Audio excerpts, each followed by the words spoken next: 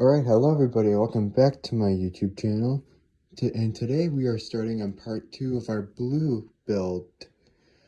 As you recall from the previous episode, blue is my Fernandez Strat copy that I ended up getting a while back.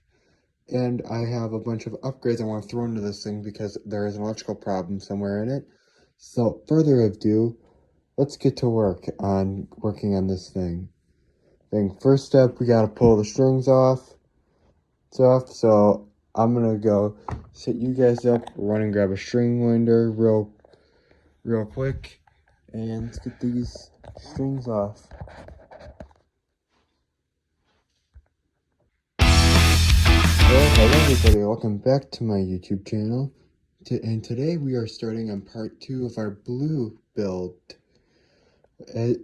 As you recall from the previous episode, blue is my Fernandez Strat copy that I ended up getting a while back.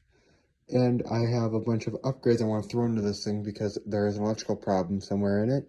So, further ado, let's get to working on this thing. First step, we gotta pull the strings off.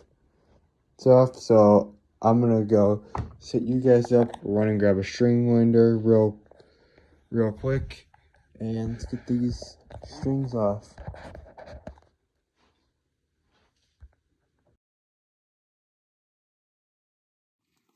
Alright, so I just quick unwound the strings real quick, and now they should be good enough. Point where I can just do this. I'll do this off.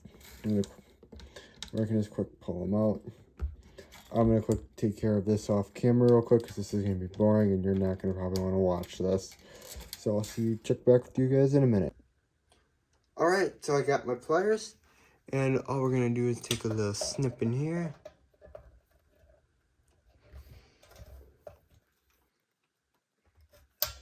There we go. Shouldn't take that much force because it's a thick wire. I'll show you the output jack, snip in that wire.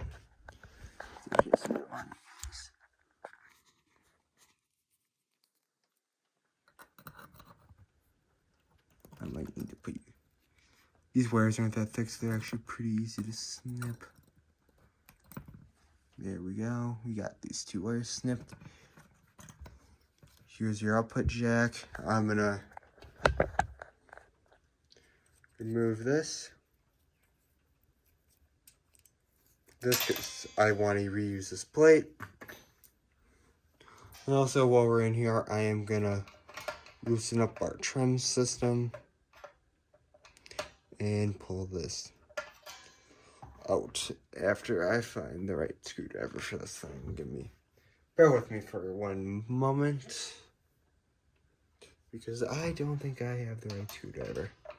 I'm gonna try this again. Never mind. Nope, we do have the right screwdriver. These things are under a lot of tension, so what we're gonna try to do is loosen that.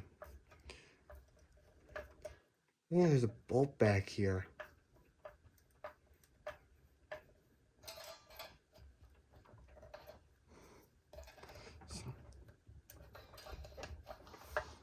What we want to do is do like that, where you want to almost push the spring forward. Looks like you need a little more. Push the spring a little bit more forward. And release the tension. So you want to do is go like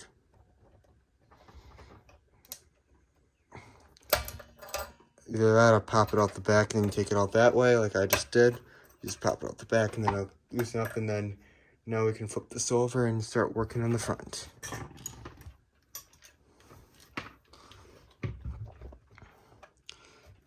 Front again. So now all we have to do is just pull, and now this thing is gutted. The only thing we have left to do is remove our strap buttons, which are these things guys right here. Give me a second, I'm gonna figure out where to fit you guys. Alright, so now we can, the string safely out of the way, we can remove the pick guard. And I forgot I literally had my screwdriver right here, so I'm gonna quick switch over to my other screwdriver because that one is way better. And we're already missing a pick guard screw on this thing, which makes my work a bit easier. So now we're gonna talk pickup configuration for a minute. This thing has what's called single coils and humbuckers. So what single coils is we have 6 magnets inside these single coils. At the end of the video, I'll open it up and actually show you what a single coil is like, and with a bunch of wire wrapped around it, and those coils end up generating in a magnetic field, which when you move your string and you play, it vibrates in that magnetic field, and lo and behold, you end up getting your guitar to actually make noise. And the stuff, that material you put in the pickup, how much and all that stuff can affect the field, which in turn affects how the guitar sounds. Which is why some pickups do really well with distortion, others don't. Sorry, I'm really bumping the mount because my mount for this is literally a lamp. It's a low budget video.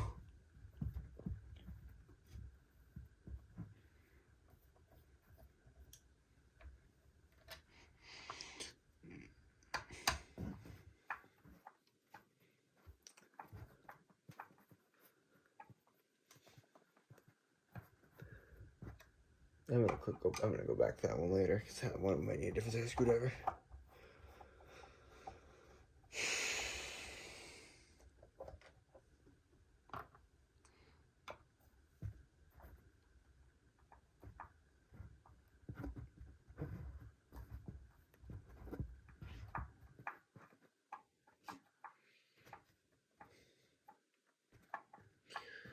And this last one is not. Due to the lamp, I might have to. I'm gonna move you guys real quick out of the way so I can get in there. Next device with you guys, I can't really get in there. Get the screw out.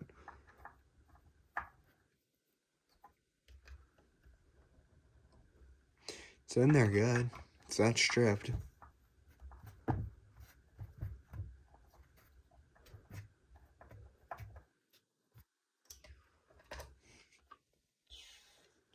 Okay, now that we got our pick guard out, I can pop this up. This is out. There you can see a bit inside of there. Here's the underside. This looks like we gotta gut all this out. So let's get to work. Even though we have to quick snip some wires. Wires first. So, but we're gonna remove some pickups. So all we gotta do is we gotta turn these screws. Let me check real quick. Counterclockwise to loosen them up, and then these pickups are held up by a spring. So when we turn this down far enough, the spring will drop. It'll pop up, the spring will pop the screw out, and then these things will drop. And I can show you what these look like. A humbucker is basically a single coil, but single coils, modern ones don't do this. They figure out how to get around it. But the old single coils used to buzz really bad, which is how you got like 60 cycle hum. The humbucker is basically 2 coils wired together in opposite polarity in order to try to cancel out the hum, which is actually very effective in doing that. It also tends to give you a big, warmer, fatter sound. Well, single coils have a bit of a higher pitched, chimier sound. They tend not to be as high output as a humbucker.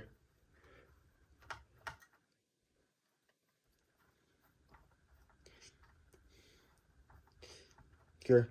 Also, used to be you have to get these big humbuckers like this, but they now make mini humbuckers because that fit in a single coil cell slot, apparently, which I'm gonna actually be trying in here. We're gonna still keep the humbucker on the bridge, a full size humbucker on the bridge because it's rated for that, but because this pickguard will be staying at the end of the build, but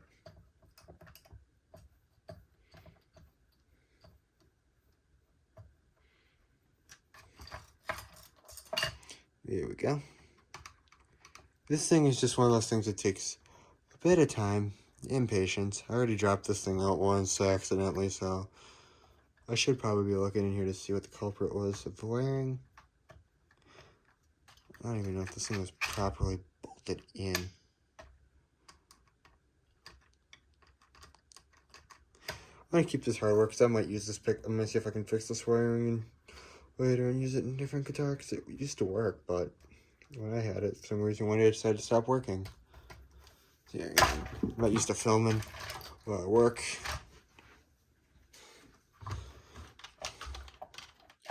See, now we can pull this out. This pickguard's kind of filthy. I'm going to probably clean that up off camera. You guys don't need to watch me clean. This pickguard, I could probably shine the absolute crap out of it and make it look nice and new when we throw our new parts in this thing.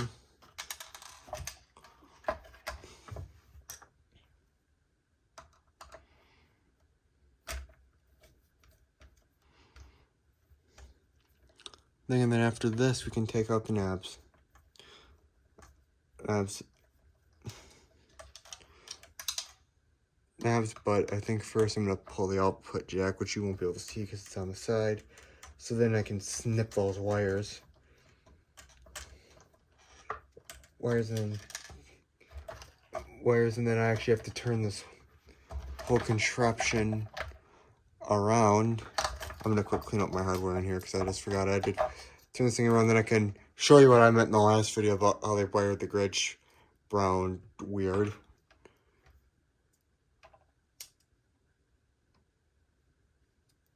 You can see in there all the wiring.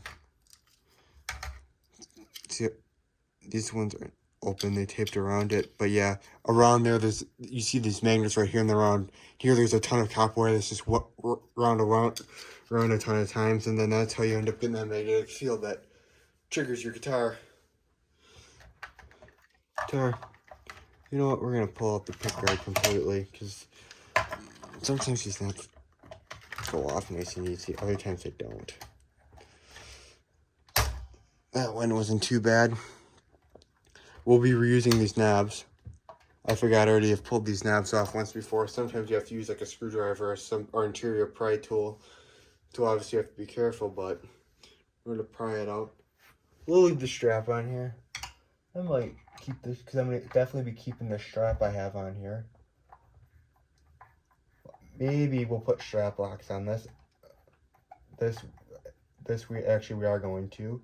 So I want to keep this guitar looking good for when we do, especially when we sticker it in a future episode. Today's episode is just gonna literally be me working on this thing.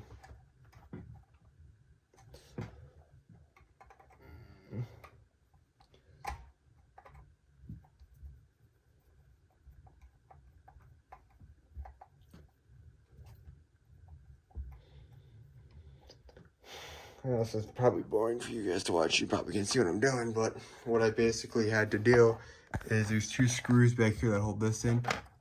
Let's take this out. We're gonna keep this plate. I pulled this out.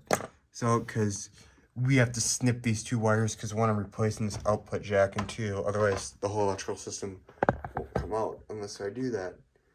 Now what we have to do is, sometimes you gotta use a wrench or something on these, but I think these will come off by hand. These are loose on there, like someone went in here before. We'll probably be putting all fresh hardware in this thing. And it looks like I'm gonna have to get the old wrench.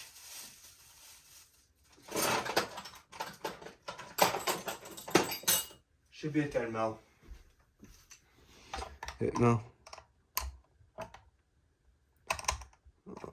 Alright, this thing a little too small actually. Looks like these ones are a little bit bigger. I'm used to them being 10 mil. I like guitar with 10 mil, that's why.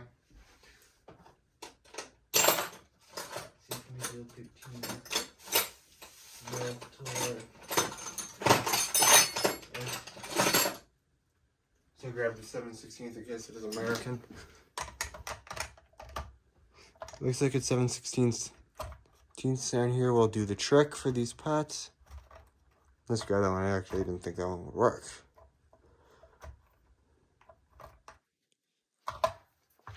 And then after this, we can pull the pickguard completely out, which I am going to end up detailing off camera. You guys don't need to see that process.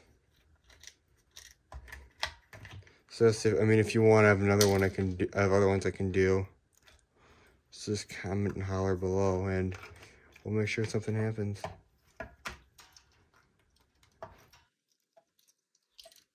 And voila, pickguard is out. So now before we start snipping wires, we have to turn this thing over on the other side. And there goes all my pickups and crap. You can see my blue sticker right there. I'm gonna move you guys over here because we actually have to go in this cover. This cover houses the tremolo system, which is, we're not changing the tremolo on here. We're not changing that, but which is basically that's what holds the strings into the guitar other than the tuners. And this is also where the whammy bar does this action. I can show you a bit on that. Because one, I do want to take these springs out and put a heavier spring in it actually, but also two, the main reason why we have to go in here, I'll show you, is there's a wire in here we have to cut because you actually have to ground your electric guitar wire to the bridge. If you don't, you'll end up getting a ton of crazy hum. But since we're wanting to remove all this old crap, we have to take it out. I'll also show you what I was talking about in the last video.